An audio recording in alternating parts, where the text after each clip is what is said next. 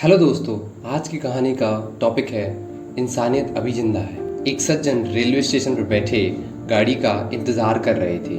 तभी जूते पॉलिश करने वाला एक लड़का आकर बोला, साहब बूट पॉलिश कर दूं क्या? उसकी मासूम सी सूरत को देखकर उन्होंने अपने जूते आगे बढ़ा दिए और बोले, लो, पर ठीक से चमकाना। लड़के ने काम तो शुरू किया, परंतु अन्य पॉलिश वालों की तरह उसमें उतनी फुर्ती नहीं थी। वह बोले, कैसे ढीले ढीले काम करते हो, जल्दी जल्दी हाथ चलाओ। वह लड़का चुप रहा। इतने में जूते पॉलिश करने वाला दूसरा लड़का आया। उसने इस लड़के को तुरंत अलग कर दिया और स्वयं फटाफट काम में जुट गया। पहला वाला गूंगे की तरह एक ओर खड़ा रहा, दूसरे ने जूते चमका दिए। सज्जन व्यक्ति पैसे किसे देने हैं इस पर विचार करते हुए उन्होंने जेब में हाथ डाला। उन्हें लगा कि अब इन दोनों में पैसे के लिए झगड़ा या मारपीट होगी। फिर उन्होंने सोचा, जिसने काम किया है उसे ही दाम मिलना चाहिए।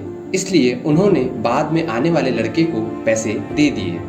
उसने पैसे ले तो लिए, परंतु पहले वाले लड़के की हथेली पर रख दिए, प्यार से उसकी पीठ थपथपाई और चल दिया। वह आदमी अचंभित रह गया। उसने लड़के को तुरंत वापस बुलाया और पूछा, यह क्या चक्कर है? लड़का बोला, साहब ये 3 महीने पहले चलती ट्रेन से गिर गया था। हाथ पैर में बहुत चोटें आई थी। ईश्वर की कृपा से ये बेचारा बच गया, नहीं तो इसकी बूढ़ी माँ और बहन का क्या होता।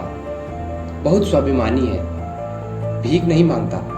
फिर थोड़ा रुककर वह बोला, साहब यहाँ जूते पॉलिश करने वालों का एक समूह है। उसमें एक देवता जैसे हम सबके प्यारे चाचा जी हैं, जिन्हें हम सत्संगी चाचा जी कहकर पुकारते हैं। वे सत्संग में जाते हैं और हमें भी सत्संग की बातें बताते रहते हैं। उन्होंने ही ये सुझाव रखा कि साथियों, अब यह पहले की तरह स्फूर्ति से काम नहीं कर सकता तो क्या हुआ?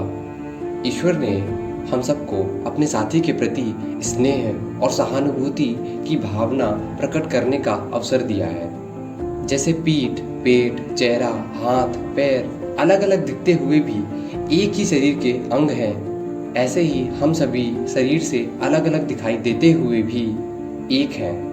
स्टेशन पर रहने वाले हम सभी साथियों ने मिलकर तय किया कि हम अपनी एक जोड़ी जूते पॉलिश करने की आय प्रतिदिन इसे दिया करेंगे और ज़रूरत पड़ने पर इसके काम में इसकी सहायता करेंगे। जूते पॉलिश करने वाले लोगों के बीच में आपसी प्रेम, सहयोग, एकता और मानवता की ऐसी ऊंचाई देखकर वे सज्जन चकित रह गए और खुशी से उसकी पीठ थपथपाई और सोचने लगे, शायद इंसानियत अभी जिंदा है। तो कैसी लगी आपको ये कहानी?